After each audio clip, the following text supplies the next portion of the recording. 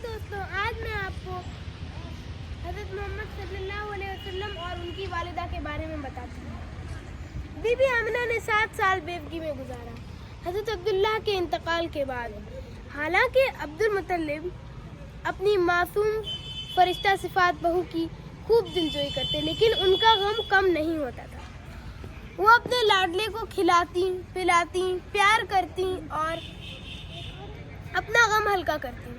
कभी कभी तो ऐसा भी होता कि आंखों से आंसू और होठों पर मुस्कुराहट खेल रही है। आंखों से आंसू इसलिए कि जवां बख्त और जवां साल शौहर पैवंदे ज़मी हो गए। होठों पर मुस्कुराहट इसलिए कि अल्लाह ने उन्हें हज़रत मोहम्मद सल्लल्लाहु अलैहि वसल्लम जैसा बेटा अता किया। उनके निहाल के लोग यशरब में रहते थे।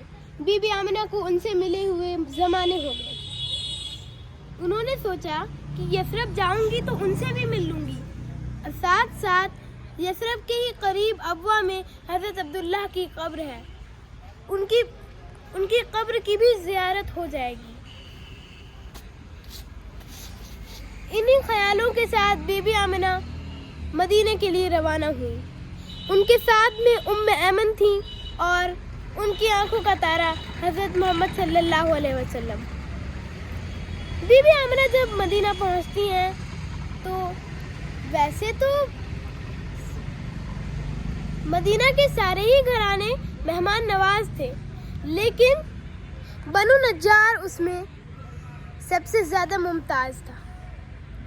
बड़ी बूढ़ी औरतों ने तो बीबी आमिना को कलीजे से लगा लिया और हज़रत मोहम्मद सल्लल्लाहु अलैहि वसल्लम के सर पर शफ़क़त का हाथ फेरा। सबकी आंखें अश्कबार थी। ये तो खुशी के आंसू से थे, सिर्फ गम के आंसू ही धुंधले धुंधले से होते हैं।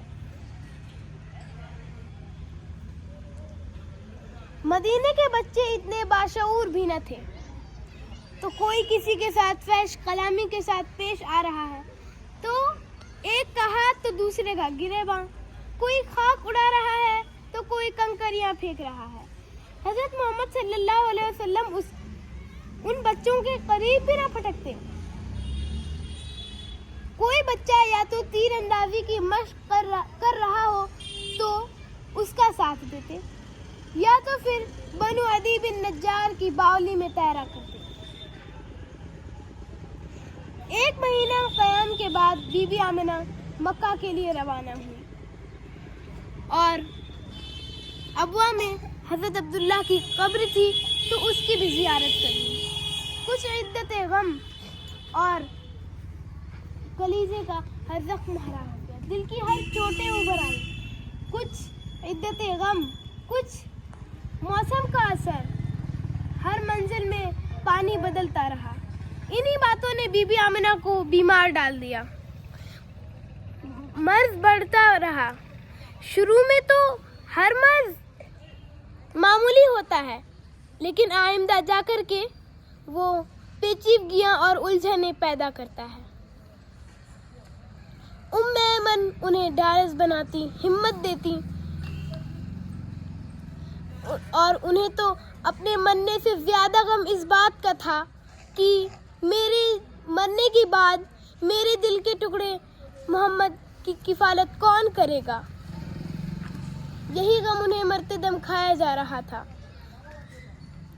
और उस वक्त तो शफा खाने भी न थे। तबीब जो थे वो जड़ी बूटियों से इलाज करते, या तो फिर काहिनों राइबों से जो है अमल फुकवाए जाते थे।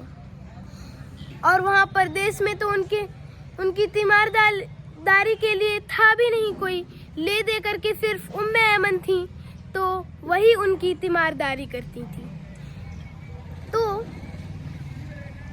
उन्होंने फिर उन्हें कहा कि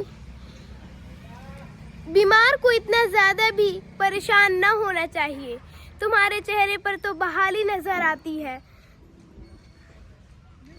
और 3-4 दिन में तुम अपने आप को अच्छा हुआ समझने लगोगी। तीमारदारों के लिए ये तो बहुत बड़ा धोखा होता है। उन्हें लगता है कि बीमार ठीक हो रहा है, لیکن بیمار مرتا ہوا سا ہوتا ہے۔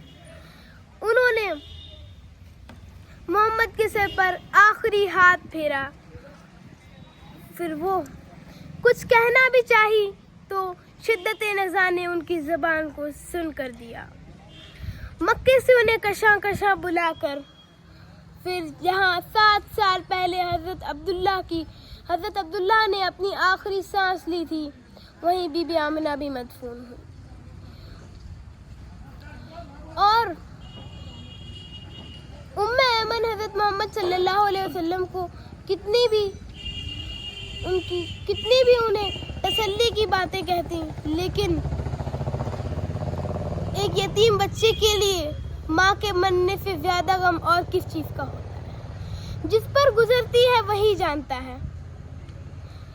محمد نے یہ پہلا سانحہ دیکھا تھا، وہ بھی کتنا المناک، ماں کی ابدی جدائی۔ کچھ دنوں بعد جب ام ایمن مکہ پہنچتی ہے محمد صلی اللہ علیہ وسلم کو لے کر کے، تو حضرت عبد المطلب کو تو اپنے بہو اور پوتے کے آنے کا انتظار تھا۔ پوتا آ گیا پر بہو نہ آ سکی، موت نے نہ آنے دیا۔ اس وقت مکے میں پورا ماتم کا سا ماحول چھا گیا تھا۔ ام ایمن نے کچھ جھجکتے ہوئے انداز میں کہا کہ اے سید القریش، آپ کے علاوہ اب محمد کا کوئی بھی نہیں۔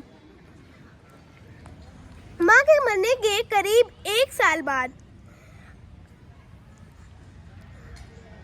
حضرت عبد المطلب بھی دنیا سے چل بسے۔ انہیں اپنے مرتے دم اس بات کا غم تھا کہ میرے مرنے کے بعد بن ماں باپ کے بچے کی کفالت کون کرے گا؟ تو عبد المطلب کی اس آرزو پر قدرت مسکرا رہی تھی کہ اے بوڑھے سردار، تو اسے یتیم جان کر غم کرتا ہے، روتا ہے۔